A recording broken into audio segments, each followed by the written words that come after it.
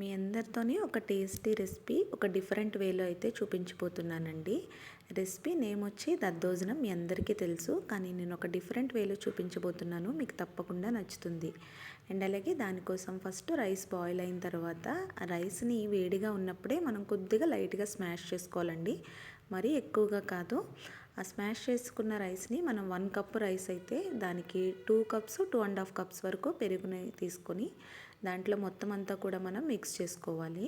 ఇదంతా కూడా పెరుగు మనకి మిక్స్ అయిన తర్వాత మీకు పెరుగు క్వాంటిటీ కావాలంటే కొద్దిగా యాడ్ చేసుకోవచ్చు. ఎందుకంటే నేను చూపిస్తున్నాను కదా, ఆ విధంగా మనకి లూజ్గా ఉంటేనే టేస్ట్ బాగుంటుంది. అండ్ అలాగే దాంట్లోకి సరిపడా సాల్ట్ను కూడా యాడ్ చేసి మరలా ఒకసారి అయితే మిక్స్ చేసుకోండి. ఇందులో ఏముంది స్పెషల్, రెసిపీ అంతా కూడా నార్మల్గానే ఉంది కదా, దద్దోజనం అందరికీ తెలిసిందే కదా అని అనుకోవచ్చు.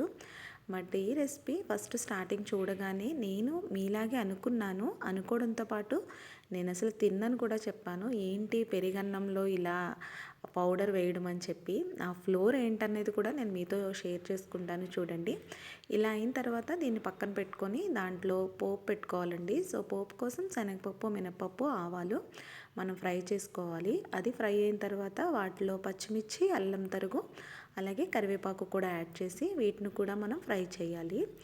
దీన్ని కూడా ఫ్రై చేసుకున్న తర్వాత దాంట్లో కొద్దిగా మనం చిటికెడు పసుపును యాడ్ చేసి, పసుపును కూడా యాడ్ చేసిన తర్వాత ఒకసారి అయితే మనం ఈ పోపు అంతా కూడా మరలా ఒకసారి ఫ్రై చేసుకోవాలి. మ్యాక్సిమం నేను పెరుగన్నమనే కాదండి, దేంట్లో అన్నా సరే నేను చిటికెడైతే పసుపు యాడ్ చేస్తూ ఉంటాను. హెల్తీకి కూడా మంచిది కదా.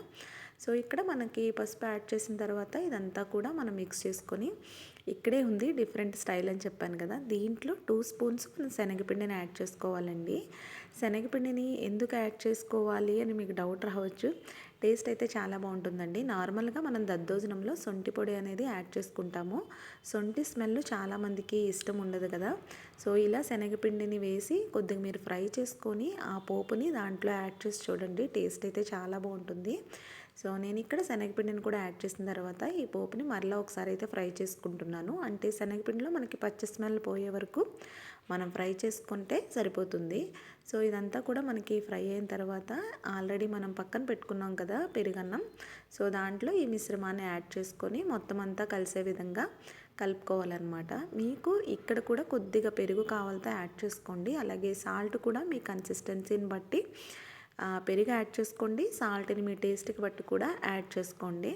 సో ఇదంతా కూడా నేను మిక్స్ చేసుకుంటాను.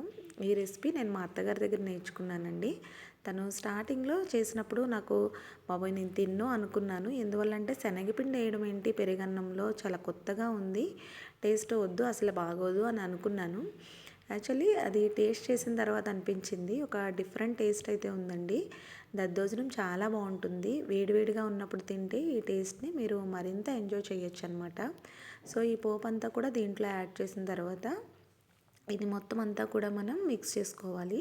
సో మిక్స్ చేసుకుంటే మనకి ఆ పోపు అంతా కూడా ఆ పెరుగన్నానికి పట్టే విధంగా నీట్గా మిక్స్ చేసేసుకోండి. మనకి మిక్స్ చేసుకున్న తర్వాత మనకి డిష్ అయితే రెడీ అయిపోతుంది. ఇది తప్పకుండా ట్రై చేయండి. చలికాలంలో చాలామంది పెరుగన్నం తినడానికి ఇష్టపడరు కదా. సో ఇలా ట్రై చేసినట్టయితే తప్పకుండా నచ్చుతుంది. క్విక్గా అయిపోయే రెసిపీ కూడా ఇది. సో మీ ఇంట్లో తప్పకుండా ట్రై చేయండి. అండ్ అలాగే ఇదంతా కూడా మనకి మిక్స్ అయిన తర్వాత దీన్ని సర్వ్ చేసుకుంటే సరిపోతుందండి. చూసారా, మొత్తం మిక్స్ అయిన తర్వాత ఈ విధంగా ఉంటుంది.